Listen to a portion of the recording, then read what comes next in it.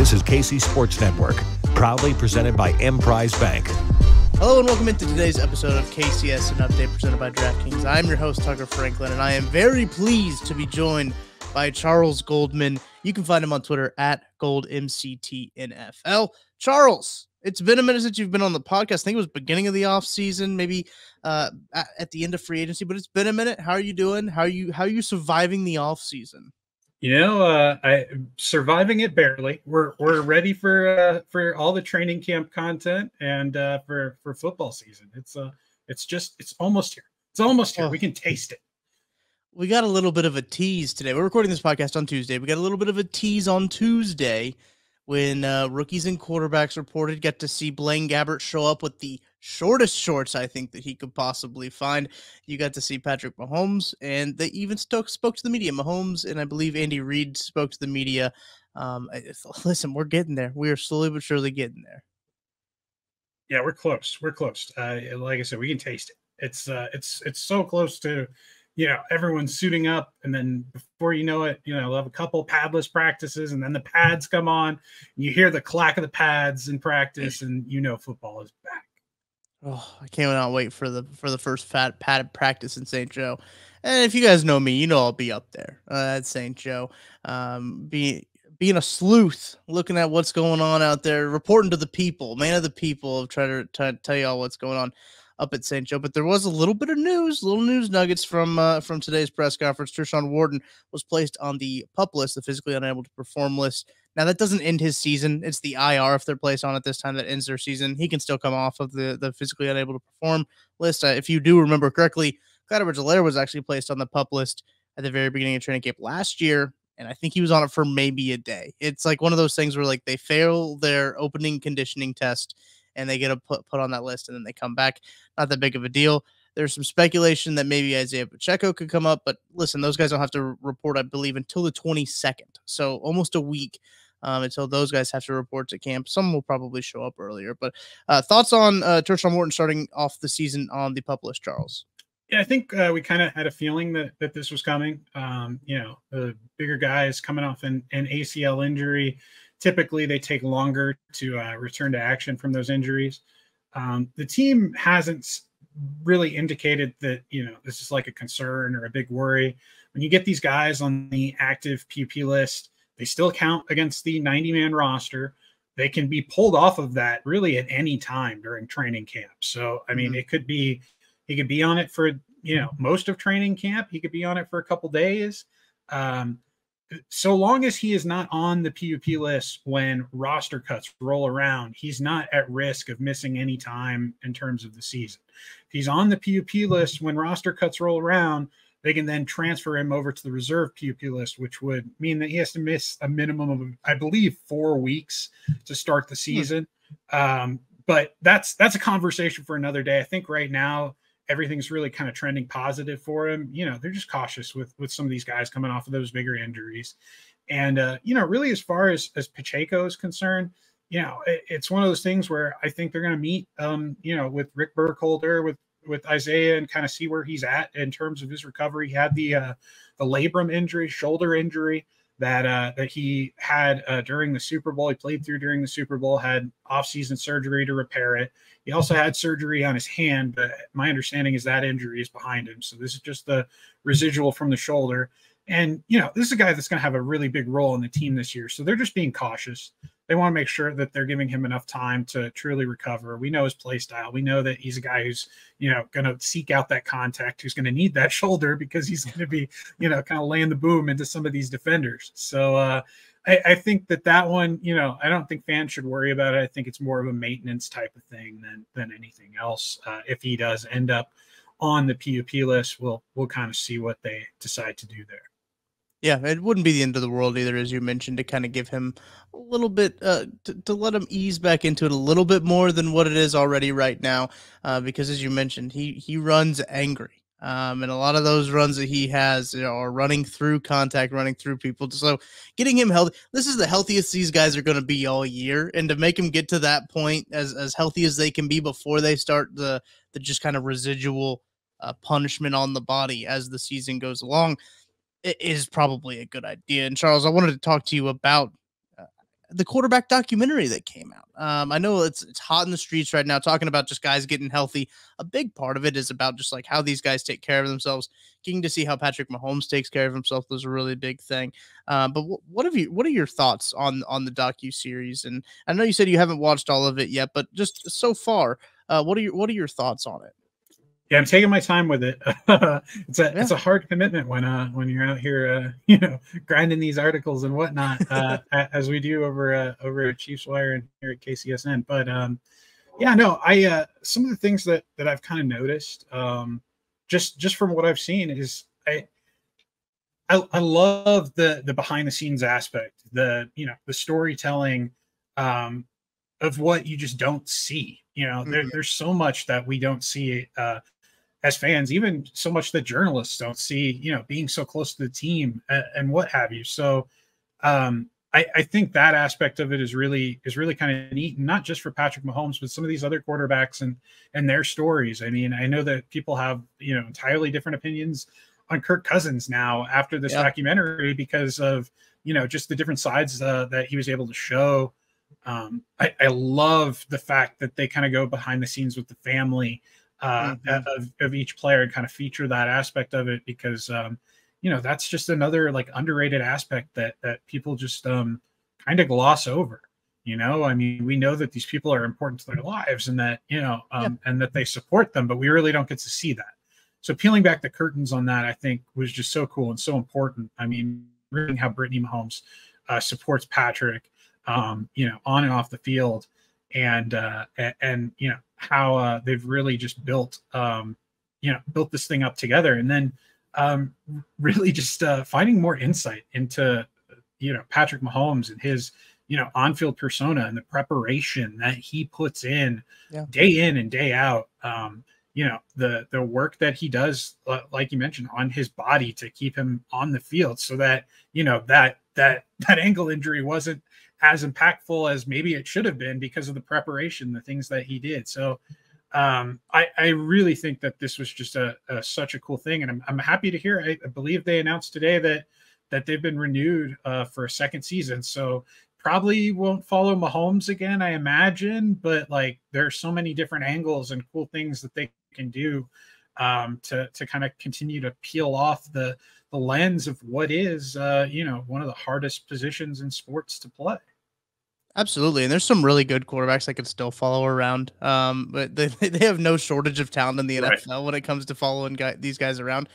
But Charles, you mentioned a point that I think has been really cool for me to see personally, is the peek into like his relationship with Brittany and how much like he leans on her in a lot of these circumstances and a lot of these situations where they've got two young kids at home. That can't be easy for Patrick as he's trying to do all these things, and as Brittany as well, as they're trying to do all these business ventures they have and creating a life and everything like that. It's been one of the things where I think that people are hard on Brittany, I think, in social media, and people will still continue to be hard on Brittany because that's just how it is, because her husband beat their favorite team, and this is why they're going to be upset at Brittany. And it's really what all it is. But I think that this kind of puts a little perspective into their relationship. And I think that people get a little upset about her being so excited and supporting her husband, right? And they call her annoying and stuff like that. It's just, I think it's really heartfelt and heartwarming to see that relationship, because they have been together for so long, and to get to see and glimpse into that of how that dynamic is. And there's sometimes where she puts her foot down and Patrick has to listen, and there's things like that people wouldn't expect, but they really do lean on each other. And I thought that was a really cool thing to see. Yeah, it's so genuine and like relatable Absolutely. to all these relationships that other people have in their lives, right? I mean, I just think that we can kind of forget sometimes that, like, she's an athlete too. She's a fan as well, right? So I mean, I think she has all the right to react and celebrate and be excited for her husband in any way she wants, right? I think that's just I think it's a beautiful thing to see that kind of unfold, and I think that the documentary did a really good job of telling kind of that aspect of the story. And yeah, I hope that it's not the last kind of, look behind the curtains that we get to see. Yeah. It's cool. They've got these two kids that they're raising now too, and it's kind of fun to see their family grow and whatnot alongside the team aspect of it. Yeah, absolutely. So I'm loving to see like the behind the scenes of them building their house too. I know that was kind of a controversial topic of the aerial shot of Patrick Mahomes' house was leaked out there, but you get to see the behind the scenes of them building their house, them moving in, everything like that is a very cool thing. But all right, Charles, I want to talk to you some about the biggest storylines going into training camp. We're obviously going to talk Chris Jones, wide receiver room, but I want to talk about some of maybe the ones that people aren't talking about as well. But first, got to take a quick break. We'll be right back after this. Thanks for listening to KC Sports Network. Make sure you download our new app. Find it on the App Store or Google Play. Just search KC Sports Network. Entertain, educate, inform. KC Sports Network. I'm hanging out with Charles Goldman of Chiefs Wire, KCSN Daily newsletter as well. You can go find the link in the description right there if you want that. KCSN Daily, $30 a year. And you can get all of Charles's good KCSN Daily stuff. Man, I love it when that comes into my inbox. It gets me all caught up. I read through it, and I'm just like, okay, all right, I didn't miss anything. Because sometimes, when I'm doing these podcasts, I've got the phone on Do Not Disturb for a couple hours. I can miss some stuff. And I'm sure people at work, they got their phone on Do Not Disturb for a little bit. You can miss some stuff. Good way to stay up to date. Go down there. You can get it for free. If you just go to kcsn.substack.com, you can do a free subscription, $30 a year, get you all the premium content. Joseph Hefner has some really good analytical articles in there. He's going over the tools of the trade. That series might be done, but you can still go back and read those just of the other just kind of analytical tools that you can look for and learn a little bit more. I'm always trying to broaden my horizons when it comes to the analytical sphere of things. There's so much out there. There really is, and Joseph's so incredibly talented. Yes. His last Tools of the Trade article, he kind of overviewed his own website, which he has these different apps that he created. Some of them, they'll show you things from formations and personnel groupings from each year. Just like great for the football junkie, and I love the work that he's been putting out lately. It's just so much fun to read it and check it out. So there's your plug for KCSN Daily, the daily newsletter right to your inbox. Go subscribe to that. If you do on Substack, they'll go right to your email every single day. All right, Charles, let's talk some training camp, because I wanted to have you on to do a little bit of training camp primer. Nobody has their finger on this on the team's pulse as well as you do, in my opinion. So I want to talk to you about probably the biggest storyline of this offseason, I'd say, is the Chris Jones contract extension. Now, a lot of people were saying that they're waiting on the shoe to fall with Quentin Williams. His deal came down, and it did come down. A very manageable number, I think, for the Chiefs to get to. What are your thoughts on kind of what the Chiefs are waiting for at this point, basically? Yeah, I think it's just a matter of the minutia and details of putting together an NFL contract, figuring out when all the money's going to hit, and how many years, how many of this, how long that. I think that's kind of really the holdup right now. The way that both sides have kind of indicated to this point, I feel like this deal's it's only a matter of time before it gets done, right? I mean, just hearing Andy Reid at the training camp opening press conferences today, he didn't seem too concerned about when Chris Jones is showing up. He knows it's only a matter of time before something happens, that Jones is there. He still talked about it like, hey, he's in our plans. He's a leader on this team. He's someone who is, going to be here, not just for this upcoming year, but for the future. So I think it's just it's really kind of a matter of just hammering out those details and, getting this thing to the finish line. And, whether that happens before kind of veterans report on Saturday, or whether maybe that bleeds in a little bit to training camp. Remember, Jones is a veteran too, right? He doesn't necessarily need these opening weeks. Right. He has to miss a couple practices and whatnot before he gets in there. I don't think the Chiefs are going to be too broken up about it. I don't think he's going to be too broken up about it.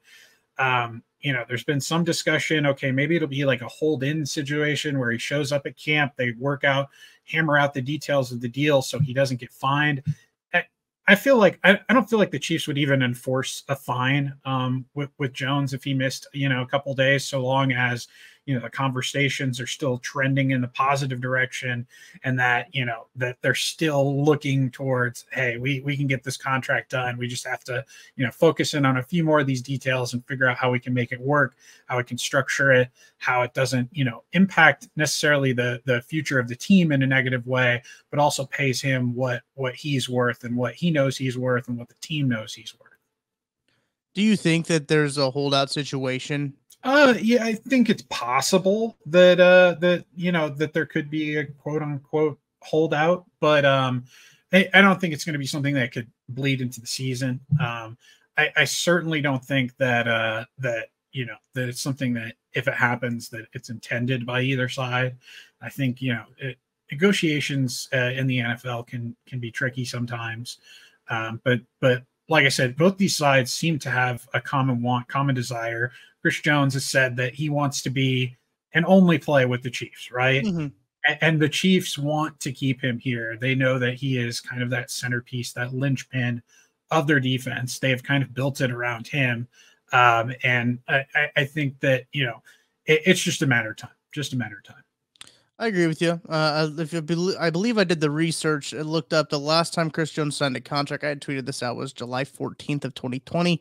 That day has obviously passed. And I know, Charles, you wrote in one of your articles for the important offseason dates that the 17th was kind of a pseudo deadline.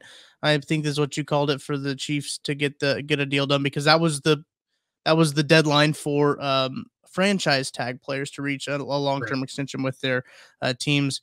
That doesn't get done. Listen, I think it does get done eventually, right? As you're echoing what you're saying, Charles. I believe it gets done.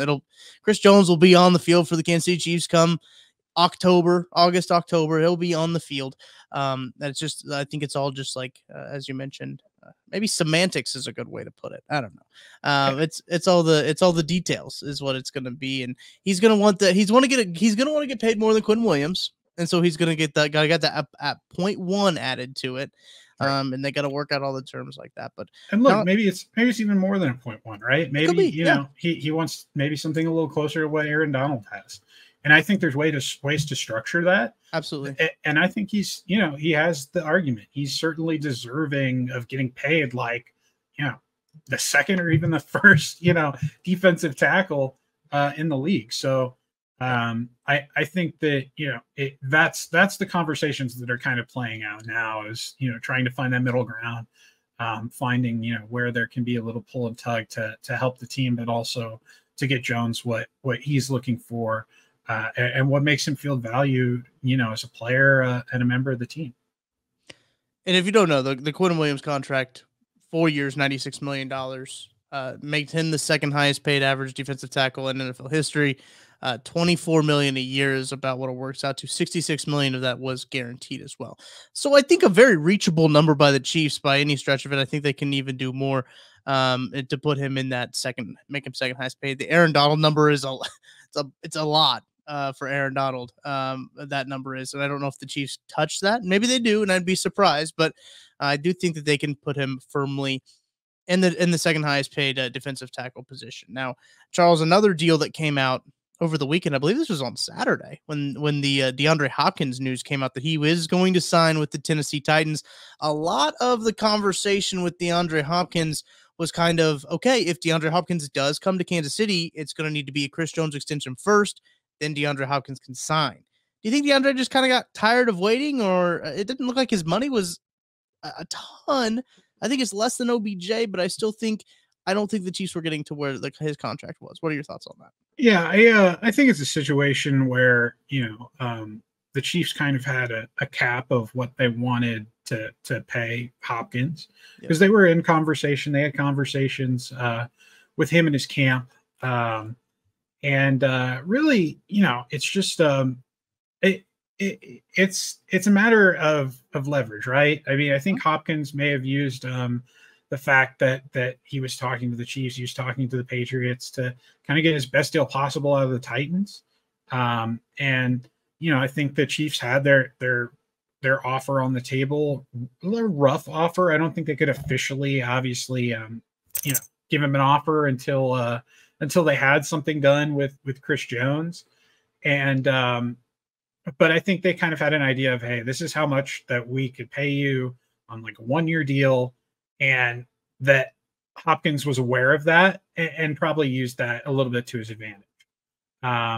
Which, go get the bag, man. Like, this is probably his last big contract in the NFL. He's 31 years old, right? So I don't think anyone can blame him for that. And I don't think anyone can really blame the Chiefs for like not rushing things with Chris Jones to try and get a deal done. It really, in the NFL, you don't do one deal so you can go out right there and do another, right? You kind of have to like compartmentalize these things and kind of get your business done and then move on to whatever's next when it's next, right? So the Chiefs, they're still going to do this with Chris Jones, and then they're going to have some cap space, and they're going to have more options to kind of consider beyond adding a DeAndre Hopkins. So I think that'll be something that'll be interesting to watch once that does occur. But I don't think that they're gonna be crying any tears over missing out on D-Hop. I agree. Just for context, those numbers that came with the contract: DeAndre Hopkins, 2-year, $26 million.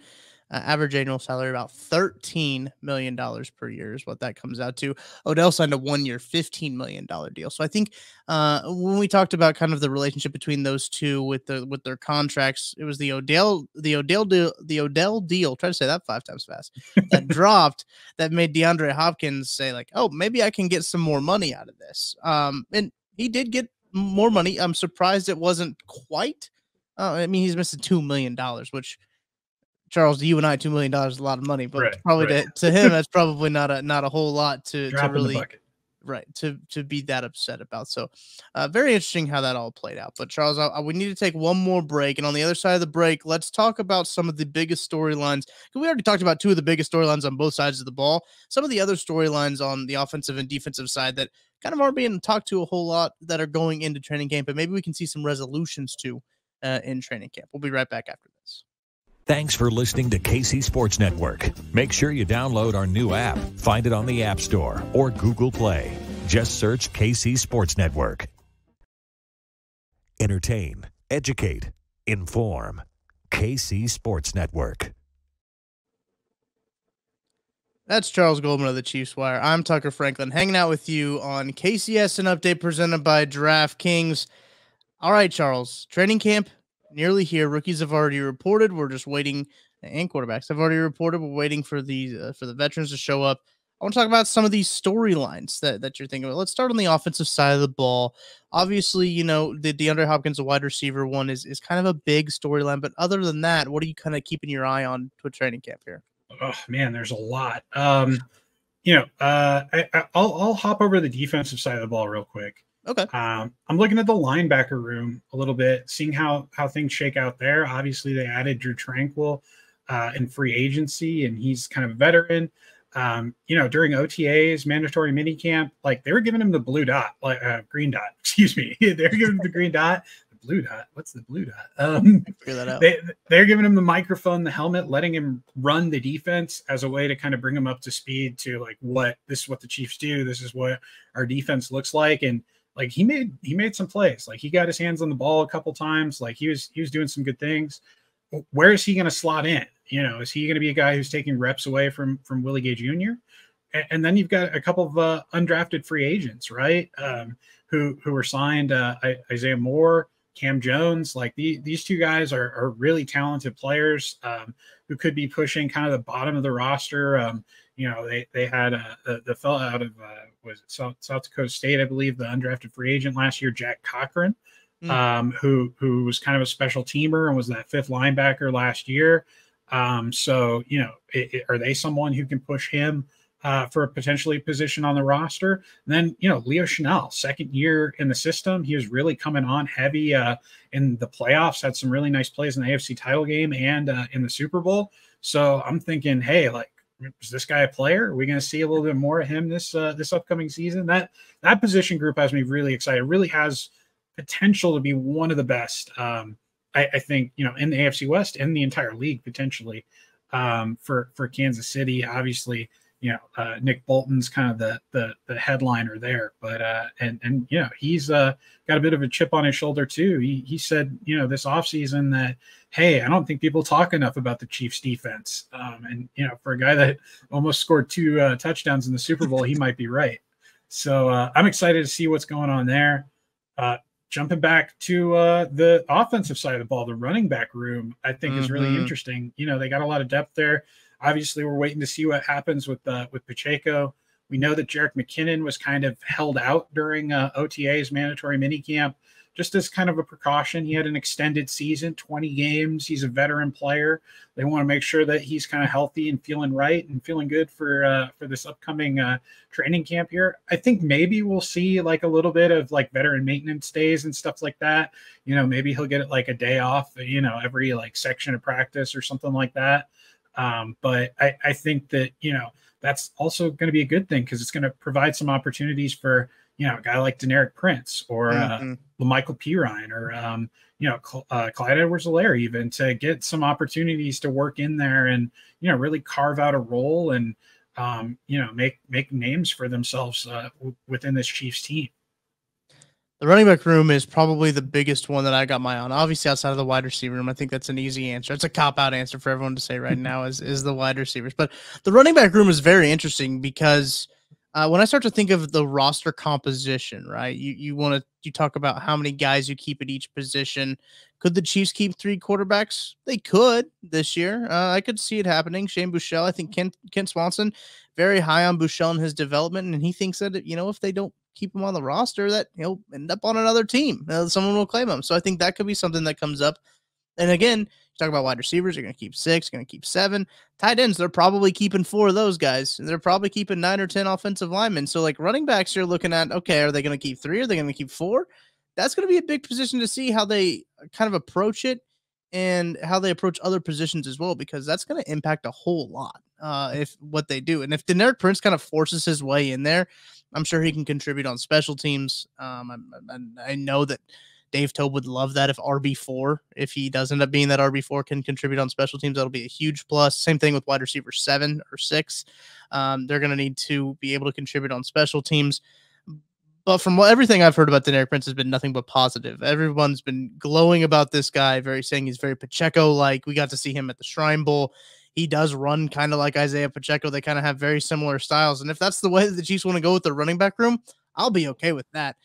Just have some nasty guys to match with those nasty guys up in the middle. Their inside run game could be pretty fun to watch here in the coming years. But now, incredibly interesting when it comes to the offensive side of the ball and the running backs and just the roster composition. There's so many different ways. When I made my first 53-man like roster projection, there were so many different scenarios I could talk myself into with like, okay, keeping an extra offensive lineman. Does Lucas Niang and Prince Tega make it?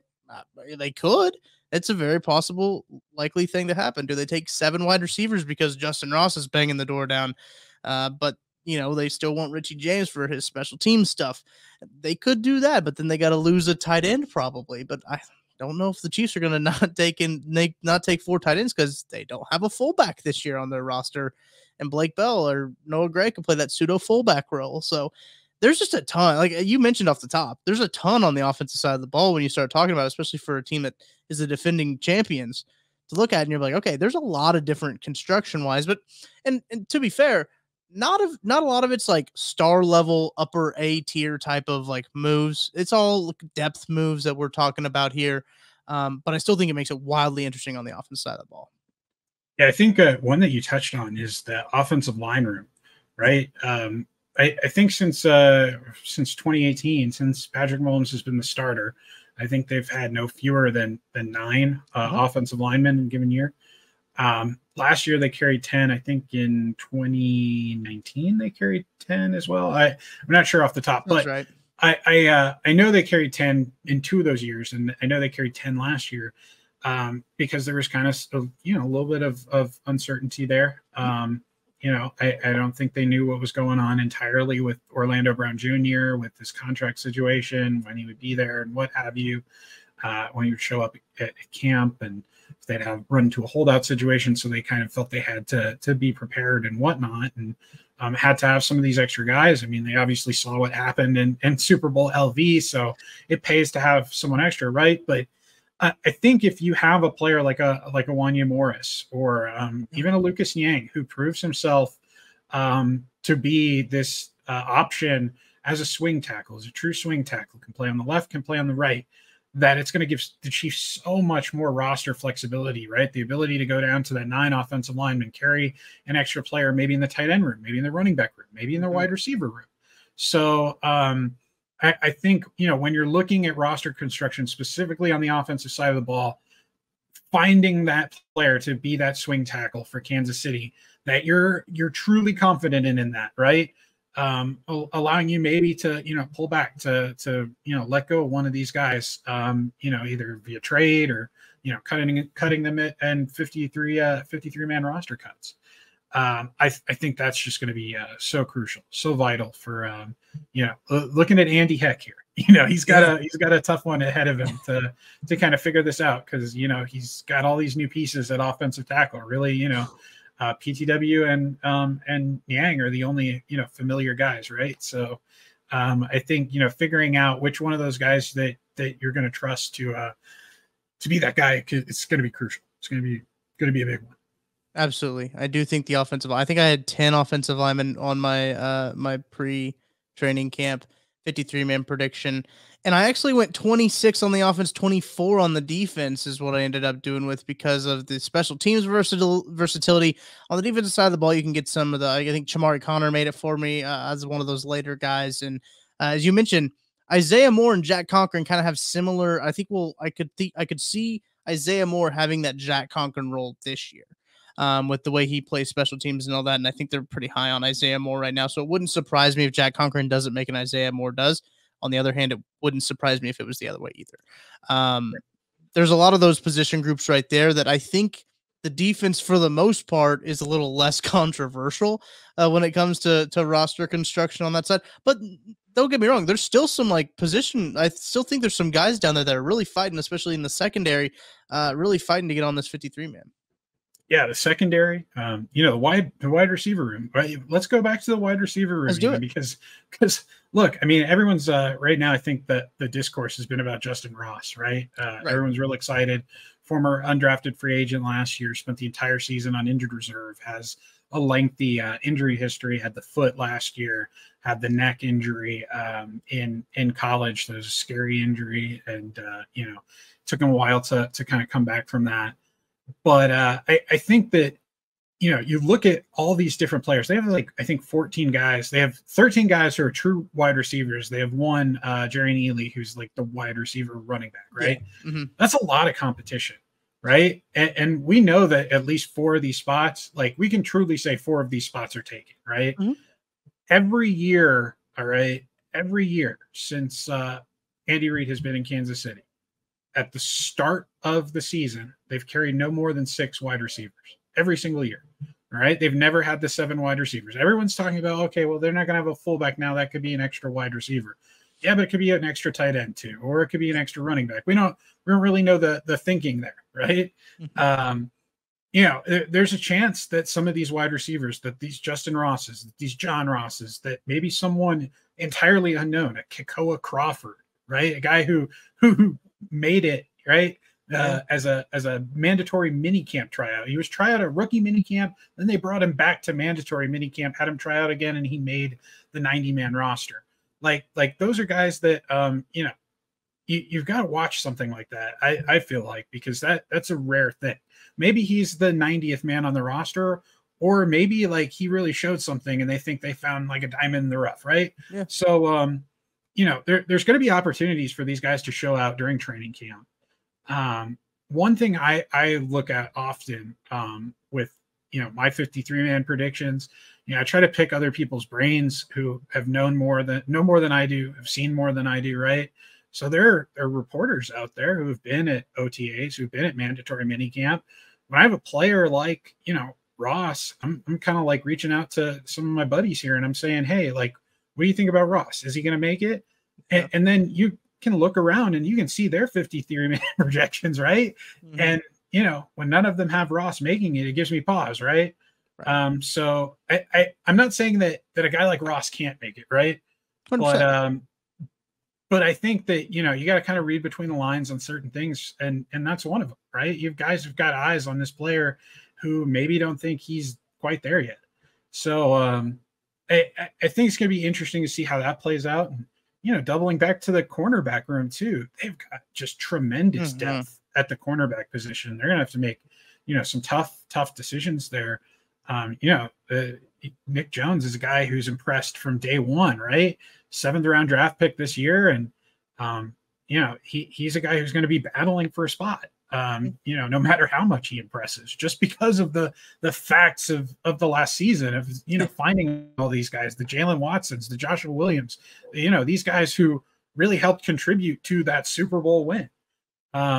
You know, who helped in the AFC title game, helped in the Super Bowl, helped, you know, throughout the season and really filled in there. So I think it's going to be so interesting to follow along, see how these battles progress, and see, you know, how these players handle, you know, the mental and physical drain that is training camp, right? We know how hot it gets out there in St. Joe, how humid it gets. You know, they're going to have some tough days. And those are the days that really influence the mind of the coaching staff. You know, how do you respond when you are physically and mentally exhausted? Yep. Because those are going to be the same moments that you're going to, you know, run into in the fourth quarter or overtime games against the Buffalo Bills in the playoffs, or the Cincinnati Bengals in the playoffs, right? Those are the same feelings that are going to be going through you. You're going to be breathing those same puffs of strong air there, you know, at the end. But yeah, it's really fun. It's a great time of the year. I'm just so excited to be able to, you know, see what comes next for this team and see how they approach the Super Bowl title defense and construct that roster here with what they learned at training camp and during the preseason. Absolutely. Very excited for this. This is what maybe one of my favorite times of the year, just because, listen, if you've got kids, if you've got young kids, or if you're just a really big fan of the Chiefs, go out to training camp if you can, because this is like, the access you get is nowhere near you can get in the middle of the season. You get to see these guys up close, get to see how they work on the field. It's a very cool time. If you can get away, get up to St. Joe on one of these days, do it. First training camp practice is July 23rd. Last one, August 17th, I believe. That was off the dome, I'm pretty sure. I've been looking at the training camp schedule too much, is what happens. I remember just showing up to training camp a few times. I remember one year, oh gosh, what year was it? Maybe 2019. I don't know. But Tano Passanio was still at the Chiefs, and I remember, like, I was right on the sideline. I was right by him, and I'm like, man, that dude is big. Like, he's a big guy, you know.